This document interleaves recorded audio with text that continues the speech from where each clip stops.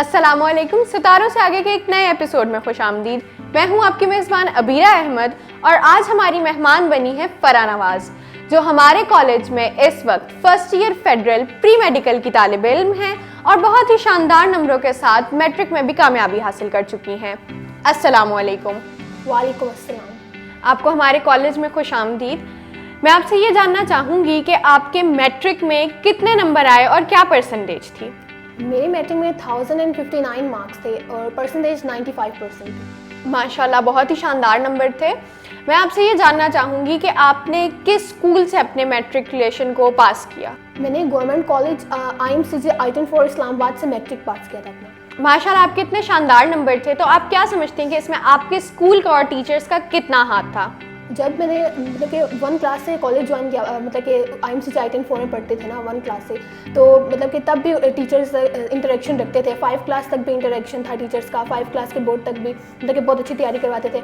और उससे आगे जब 8 क्लास में गई, मैंने 8 क्लास के भी बोर्ड दिए, उसमें भी टीचर्स ने बहुत अच्छी तैयारी करवाई। और उसके साथ साथ मैंने 9-10 जब मैं आई तो उसमें मैंने फिर साथ साथ कोचिंग भी ज्वाइन की हुई थी। लेकिन कोचिंग के अलावा जो मैंने पहले देती थी ना कॉलेज में, वहाँ पे मॉक्स भी लेते थे, मॉक्स टेस्ट देते थे और उसके अलावा हमारे सेंडअप्स भी लेते थे और बहुत ज़्यादा प्री बोर्ड्स देते थे, बार बार मतलब कि तैयारी करवाने के लिए लेते थे। उसके साथ भी मेरी बहुत अच्छी तैयारी होती थी। मतलब कि टीचर्स इतनी बातें पेपर्स में बताते थे, ज़्यादा पहले नहीं बताते थे। मतलब कि पेपर्स में जब हमें बताते थे ताकि हमें याद रहे अपनी गलतियाँ, ताकि हम अपनी गलतियों को दोबारा दोहरा ना सकें। और जब फिर मैंने कोचिंग भी ज्वाइन की ताकि मुझे मेरी और कोई गलतियाँ ना हो बोर्ड के पेपर्स में। मतलब कि MCQs मेरे बहुत ज़्यादा गलत होते थे, इसलिए मैंने कोचिंग भी ज्वाइन की, टॉर्शा की कोचिंग अगस्त से ज्वाइन की थी। और उसके बाद फिर मैंने उसका टेस्ट सेशन भी ज्वाइन किया था अगस्त के बाद, जो दिसंबर में होता है। तो इससे मैंने तैयारी की थी अपने 9-10 की मैट्रिक की। अगर आपके अपने सेल्फ स्टडी के बारे में जानना चाहूँ कि आपकी एक थोड़ी सी जो सक्सेस स्टोरी, क्योंकि जाहिर सी बात है मेहनत तो सब लोग करते हैं लेकिन हर कोई इस मकाम पे नहीं पहुँचता, तो आपने ऐसा क्या एक्स्ट्रा एफर्ट की कि आप इस मकाम तक माशाल्लाह पहुँची और कामयाब हुई? पहले तो मैं स्कूल में पढ़ती थी ना IMCJ I-10, वहाँ पे मॉक्स चल रहे थे ना, तो तब तो मैंने कोई ज्वाइन नहीं की हुई थी शुरू से ना, तो मैं तो अगस्त में ज्वाइन की थी। तो उससे पहले मॉक टेस्ट देती थी, तो उसमें मेरी थोड़ी मतलब कि तैयारी हो जाती थी, घर आके टेस्ट की तैयारी करना और फिर सुबह देना। और हर रोज़ होते थे, मतलब कि एक सब्जेक्ट का, एक वीक हाफ बुक का, फिर उससे अगले वीक उससे हाफ बुक का, फिर दोबारा शुरू हो जाते थे। इस तरह मैं देती थी। लेकिन उसके बाद फिर मुझे फील हुआ कि मुझे जाना चाहिए अकेडमी, क्योंकि मेरी क्लास में बहुत सी बच्चियाँ जाती थी अकेडमी। और फिर मतलब कि मुझे ऐसा लगता था कि मुझे जाना चाहिए, क्योंकि मेरे MCQs भी गलत होते थे और उनकी वो चीज़ें गलत नहीं होती थी। तो मुझे लगता था कि हमें जाना चाहिए वहाँ पे, मतलब कि देखें एक बार जाके कि वहाँ पे क्या होता है। तो फिर मैंने इन्हीं कोचेस ज्वाइन की और तब से मेरी रूटीन ये थी कि मैं जब कॉलेज से आती थी, स्कूल से आती थी, तो 1:30 तक घर पहुंच जाते थे। तो 1:30 के बाद फिर कॉलेज का थोड़ा सा काम होता था, वो करती थी। उसके बाद एकेडमी के टेस्ट, जो सीरीज़ में टेस्ट होते थे, वो प्रिपेयर करके उसके बाद एकेडमी का टाइम हो जाता था। फिर एकेडमी से वापस आके भी इस तरह मेरी रूटीन चलती थी। आपसे मैं ये जानना चाहूँगी कि आपको एस्ट्रॉन के बारे में कैसे पता चला और क्या राय थी जो आपको इसके बारे में सुनने को मिली? इवनिंग कोचेस में मैं आती थी ना, तो जब मतलब के पेपर्स हुए नहीं जब 10 क्लास के, तो एंड से फिर लॉकडाउन लग गया, तो फिर उन्होंने कॉल करके बताया भी था कि हमारे मतलब के टॉर्शा की जो नहीं है सुबह के टाइम कॉलेज की ब्रांच खुली है एस्ट्रॉन कॉलेज, तो आप वो ज्वाइन करें ना। तो पहले मेरी सिस्टर भी पढ़ती थी, उनका फर्स्ट बैच था फेडरल प्री मेडिकल का, तो उन्होंने पहले ज्वाइन की हुई थी। तो इसलिए माँ बाबा कह रहे थे कि मतलब कि देख लेते हैं, आप भी वहीं चली जाएँ, क्योंकि मेरी सिस्टर ने ज्वाइन की हुई थी, उनका फर्स्ट बैच था, काफ़ी अच्छा पढ़ाते थे, टीचर्स इंटरेक्टिव थे और उन्होंने पहले से हमें तसल्ली दी हुई थी कि हम सारे जो है टॉर्शा के टीचर्स ही होंगे और कॉन्सेप्ट अच्छी तरह क्लियर करेंगे और कोई मसला नहीं होगा, आपको इवनिंग कोचिंग ज्वाइन करने की ज़रूरत बिल्कुल भी नहीं पड़ेगी। इसलिए फिर माँ बाबा ने वहीं मुझे एस्ट्रॉन कॉलेज में करवा दिया था। इवनिंग कोचिंग की आपने बात की, तो जैसे आपको ये बात श्योर करवाई गई थी कि आपको एस्ट्रॉन में आने के बाद इवनिंग कोचिंग की ज़रूरत नहीं पड़ेगी, तो क्या आपने एस्ट्रॉन में आने के बाद इवनिंग कोचिंग ली या आपको कभी ज़रूरत महसूस हुई या वाकई उनकी बात सही थी? उनकी बात वाकई सही थी, मुझे इवनिंग कोचेस की बिल्कुल भी ज़रूरत नहीं पड़ी, क्योंकि मेरी पहले सिस्टर भी लेती थी तो उनको भी बिल्कुल भी ज़रूरत नहीं पड़ी थी। अगर मेरे कोई कॉन्सेप्ट नहीं टीचर्स क्लियर कर सकते थे तो मैं अपनी सिस्टर से पूछ लेती थी, लेकिन अव्वल तो सारे मेरे कॉन्सेप्ट टीचर्स क्लियर कर देते थे और जब सारे टीचर्स ही टॉर्चर लेते तो फिर मुझे इवनिंग कोचेस की ज़रूरत ही नहीं पड़ती थी, इसलिए मैंने नहीं ली इवनिंग कोचेस। आप एस्ट्रॉन में जो माइंडसेट लेकर आई थी, क्या एस्ट्रॉन कॉलेज का जो यहाँ पे लर्निंग एनवायरनमेंट था, क्या वो उसके ऊपर पूरा उतरा? क्या आपने उसको वैसा ही पाया जैसा आपने सोचा था? मेरी पहले सिस्टर पढ़ती थी ना सेकंड ईयर में फेडरल में, अब सेकंड ईयर फेडरल में, पहले फर्स्ट ईयर फेडरल में थी, तो उनसे मैं सुनती थी ना कि इस तरह की इन्वायरमेंट होती है और टेस्ट कंडक्शन इस तरह होती है और मतलब कि पूरे टाइम मैनेजमेंट के साथ वो टेस्ट कंडक्शन करवाते हैं, टाइम से ऊपर या नीचे नहीं होने देते, ताकि बच्चे जो हैं वो बोर्ड में 3 आवर्स होते हैं एक पेपर अटेम्प्ट करने के लिए, तो उससे उसी हिसाब से वो फिर शॉर्ट टेस्ट जो कंडक्ट करवाते थे उसका टाइम भी उतना ही वो लेते थे, और इस वजह से हम जब प्रैक्टिस भी हो जाती थी। तो इस तरह मुझे पहले लर्निंग इन्वायरमेंट का थोड़ा अंदाज़ा था कि किस तरह से होगी और मैं किस तरह उसको हैंडल करूँगी और किस तरह से मेरे से हो जाएगा सब कुछ। आपके माशाल्लाह इतने अच्छे नंबर हैं, तो क्या आपको यहाँ पे कोई स्कॉलरशिप ऑफर हुई? क्या आप इस वक्त स्कॉलरशिप के ऊपर पढ़ रही हैं? जी, मैं स्कॉलरशिप पे पढ़ रही हूँ, क्योंकि यहाँ पे इन्होंने मतलब कि एडमिशन करवाने से पहले बताया था कि 1035 से ऊपर जिसके नंबर होंगे उसकी फुल 100 स्कॉलरशिप होगी, तो इसलिए मैं फुल स्कॉलरशिप है।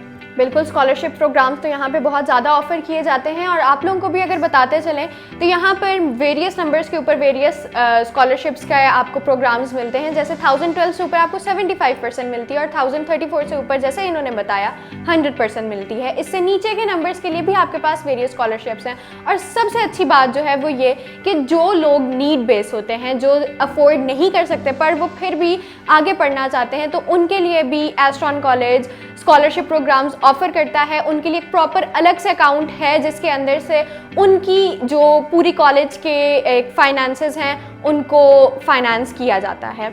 अगला सवाल मेरा आपसे ये है कि आपने जो R&D सेशन है उसको कितना इफेक्टिव पाया? R&D सेशन से पहले तो टीचर्स मतलब कि इंटरेक्शन रखते हैं बच्चों के साथ, MCQs वगैरह बताते हैं जो बोर्ड के पेपर्स में आते हैं और रिपीट होते हैं, लेकिन टेस्ट सेशन का फ़ायदा ये होता है कि टीचर्स जो वर्कशीट्स देते हैं ना उसके अंदर और एडिशनल MCQs होते हैं जो हमने पहले नहीं किए हुए होते हैं, और उससे हमें हमारी नॉलेज में और मतलब कि इम्प्रूवमेंट आती है। हम उसको दोबारा जब देखते हैं तो मतलब कि हमें ऐसा लगता है कि अब हमें सही तरह से आगे जब वो हम वर्कशीट्स एक बार पढ़ते हैं। और बाकी टेस्ट कंडक्शन की एक्टिविटीज़ भी अच्छी होती हैं, मतलब कि पूरा टाइम से हमें करवाते हैं टेस्ट कंडक्शन, और पूरे बोर्ड के पैटर्न के मुताबिक लॉन्ग भी उतने होते हैं, शॉर्ट भी, टाइम भी उतना ही होता है, तो इस तरह से हो जाता है मैनेजमेंट से। बिल्कुल सही बात है। आपने जब कॉलेज ज्वाइन किया, यानी जब आपकी कॉलेज लाइफ स्टार्ट हुई, तो तभी ये कोविड पेंडेमिक बहुत ज़्यादा आउटब्रेक था उसका, तो आपने अपना फर्स्ट ईयर का मोस्ट टाइम जो है वो ऑनलाइन क्लासेस में गुजारा। तो ऑनलाइन क्लासेस को आपने कितना इफेक्टिव पाया कि वो कितना ज़्यादा वर्क कर रही थी आपके तक कॉन्सेप्ट पहुँचाने में?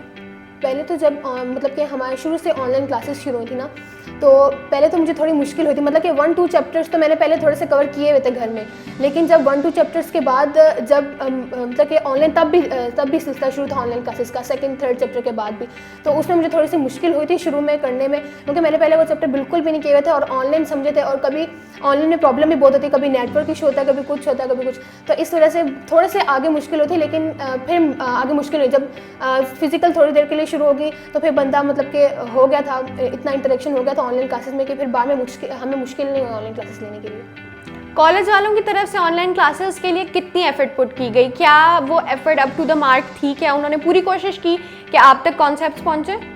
जी, कॉलेज वालों की तरफ से तो फुल एफर्ट्स थे। ऑनलाइन क्लासेस में हर तरह की फैसिलिटीज़ प्रोवाइड की जाती थी।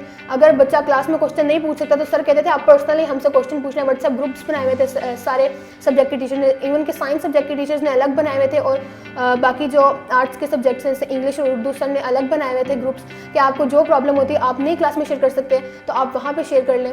और बाकी साथ साथ क्लास में इंटरेक्शन भी सर रखवाते थे, मतलब कि हर क्वेश्चन के बाद हर क्वेश्चन जो था वो हर एक बच्चे से पूछते थे सर, और अटेंडेंस का पूरा बीच में मतलब कि होता था सही तरह से, और इस तरह इंटरेक्शन रहती थी बच्चों की, और मतलब कि सही तरह समझ आ जाता था हम लोगों को। अक्सर इंस्टीट्यूशंस में ये बहुत दफ़ा देखा गया है कि वहाँ पर साइंस सब्जेक्ट्स को ज़्यादा फोकस किया जाता है और जो आर्ट सब्जेक्ट्स हैं उनको थोड़ा पीछे रखा जाता है। तो एस्ट्रॉन में आप क्या समझती हैं कि कैसा बैलेंस है इन दोनों के दरमियान में? क्या इसी तरीके से एक लैग और एक लीड कर रहा है, या फिर दोनों को साथ लेके चलते हैं? अक्सर बच्चे जो होते हैं वो साइंस सब्जेक्ट को ज़्यादा प्रेफर करते हैं, लेकिन और जो इंग्लिश और उर्दू हैं उनको इतना नहीं ध्यान देते, और बाद में उनमें ही नंबर कम आते हैं, क्योंकि उनके मार्क्स जो होते हैं ओवरऑल टोटल 100 आउट ऑफ में से होते हैं साइंस सब्जेक्ट्स के निस्बत। तो इसलिए लेकिन एस्ट्रॉन कॉलेज में ऐसा नहीं है, मतलब कि पैरेलल दोनों सब्जेक्ट्स चल रहे होते हैं, मतलब कि साइंस सब्जेक्ट्स भी और मतलब कि आर्ट सब्जेक्ट्स भी, इंग्लिश और उर्दू वगैरह, और टीचर्स सही एफर्ट्स अपने लगाते हैं, और वर्कशीट्स बाकायदा उर्दू की भी इतनी अच्छी होती हैं और इंग्लिश की भी इतनी अच्छी होती है, उर्दू की भी इतनी अच्छी होती है कि बंदे को उसके बाद ज़रूरत महसूस नहीं होती कि मतलब कि हम ज़्यादा फोकस इंग्लिश या उर्दू पे कर रहे हैं, या मतलब कि पैरेलल दोनों चल रहे होते हैं और टीचर्स सही इंटरेक्शंस रखते हैं दोनों चीज़ों में। एस्ट्रॉन कॉलेज के बारे में एक अच्छी चीज़ जो आपको सबसे ज़्यादा पसंद है? एस्ट्रॉन कॉलेज की सबसे अच्छी बात जो मुझे लगी है वो टीचिंग मेथडोलॉजी और कॉन्सेप्ट क्लियरेंस। मैट्रिक के स्टूडेंट्स को जो अब मैट्रिक में आ रहे हैं उनको आप क्या टिप देना चाहेंगी? मैं उनको ये टिप देना चाहूँगी कि वो रोज़ का काम रोज़ करें, और जो उनके कॉन्सेप्ट क्लियर नहीं है उस वक्त, मतलब कि आगे दिन अगले दिन पे ना छोड़ें, उसी दिन वो अपने कॉन्सेप्ट क्लियर करें और सही मेहनत करें। जो अब बच्चे जिन्होंने अब कॉलेज में आना है, क्या आप उनको एस्ट्रॉन कॉलेज रेकमेंड करेंगी, और अगर करेंगी तो क्यों करेंगी? मैंने जिन चीज़ों के लिए एस्ट्रॉन कॉलेज को ऑप्ट किया उससे मुझे मायूसी नहीं हुई, और मैं आपको अपना सिंसियर मशवरा देना चाहती हूँ कि आप लोग एस्ट्रॉन कॉलेज को कंसिडर करें, इंशाल्लाह आपको भी कोई मायूसी नहीं होगी। Thank you so much for being here on our show. Thank you for inviting me. जी तो नाजरीन, ये था हमारा आज का प्रोग्राम। उम्मीद करते हैं आपको पसंद आया होगा। अगले प्रोग्राम में एक नए मेहमान के साथ आपकी खिदमत में हाजिर होंगे। तब तक के लिए अल्लाह हाफ़िज़।